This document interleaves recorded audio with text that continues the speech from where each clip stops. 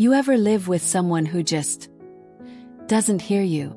I'm talking about the kind of roommate who thinks your sleep schedule, your sanity, and your basic peace don't matter, as long as she gets to scream laugh on speakerphone 10 hours a day. Well, that was my life. Until one night, after losing yet another night of sleep before an 8 a.m. class, I decided I'd had enough. So I picked up my guitar, smiled, and gave her the most melodious revenge she never saw coming. If you've ever been stuck with someone who walked all over your boundaries, hit that like button, because this story, it's for every tired roommate, every overworked student, and every quiet soul who's ever wanted a little justice with a soundtrack. Let me paint you a picture. I'm a second-year university student majoring in music education, which means two things. I need sleep and I need quiet. My mornings start early. I've got 8 a.m. choir rehearsals, voice training, and theory classes that require actual brain function. So when I was assigned my new dorm roommate, I was hopeful. She described herself in her intro email as someone who likes quiet, calm days. She even said, "I'd love our dorm to be peaceful most of the time." Perfect, right? Oh, how naive I was. Day one, she moved in. She was friendly, a bit loud, but nothing crazy. I figured it was move-in excitement. Day two, I woke up to her voice. Not talking, yelling. She was on FaceTime, laughing so hard she snorted.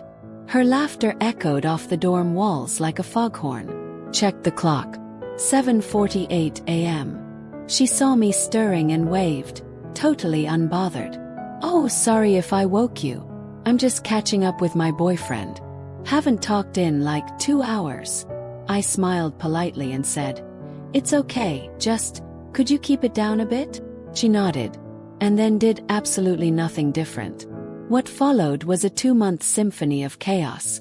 Every day, she'd rotate through calls with her friends, her boyfriend, her family, all on speakerphone.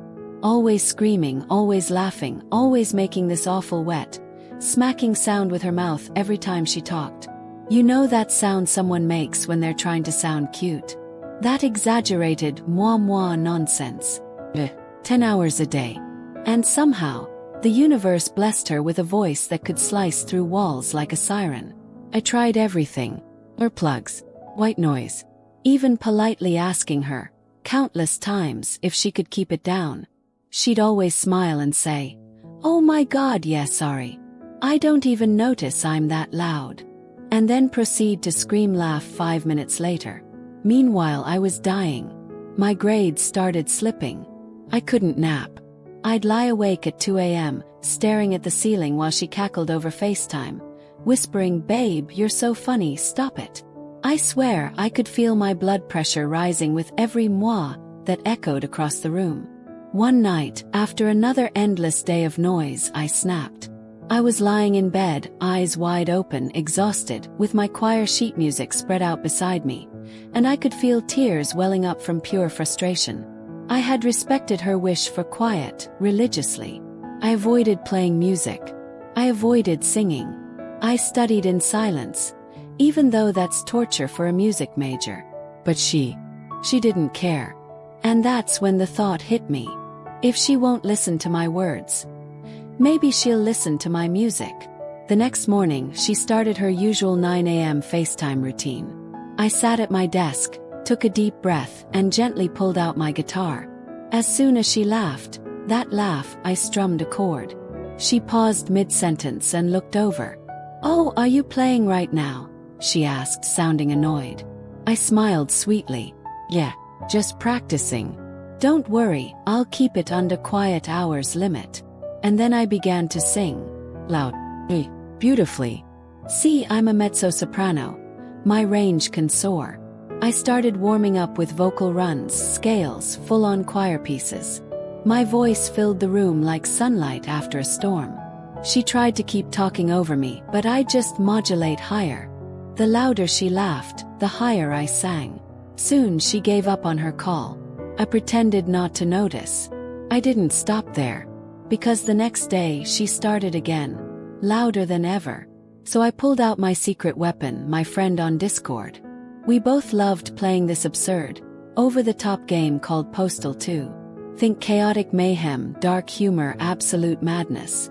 We started streaming it together, narrating it in full dramatic tone. Whenever she screamed, she'd hear this. "I think I'll rob the bank today. That line is way too long." And if you pee on him, music starts playing and he dances. Every "yeah" from her side was met with a deadpan gaming quote from mine. My Discord friend quickly caught on. It became our running joke. For every obnoxious laugh I endured, she got a postal monologue. And the best part, I always kept it within dorm quiet hours. Volume just right. Not loud enough to break rules. Just enough for her to hear every single word. The shift. At first she tried to ignore it. Then came the sighs.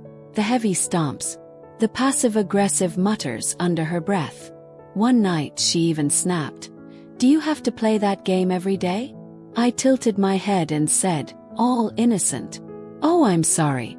I thought we both liked to unwind by talking to friends." She glared, smiled, and went right back to my choir warm-ups. The climax. Silence at last. Took about a week. A week of perfectly timed, musically infused revenge. And then, one glorious afternoon, I realized something. The room was quiet. No FaceTime. No laughter. No moi sounds echoing across the walls. I peeked over my laptop. She was there, typing quietly, headphones in. For the first time in 2 months, I could hear myself think. I started softly humming, just a gentle tune, and she actually turned around and said, "Hey, could you keep it down a bit? I'm trying to focus." I looked her dead in the eyes, smiled, and said, "Of course. I'll be quiet if you are." She blinked, didn't say a word, and went back to typing. It was beautiful. The aftermath. From that day on, our dorm was never the same. She started wearing headphones, taking her calls outside, keeping her voice low. And every time she'd see me tuning my guitar, she'd freeze, like she remembered the trauma of my operatic counterattack. I didn't need to yell. I didn't need to argue. I just matched her energy. And honestly, felt poetic. Sometimes the sweetest revenge isn't loud. It's precise. It's methodical. It's teaching someone what they refuse to learn, without ever breaking a rule. She wanted a quiet dorm. So I gave her one, just not the way she expected. If this story made you smile, smash that like button, and tell me in the comments, what's your most satisfying roommate revenge story? And hey, if you ever find yourself dealing with a loud, disrespectful neighbor, remember, you don't need to yell to make your point. Sometimes all it takes is the right note. Subscribe for more stories like this, and I'll see you in the next one.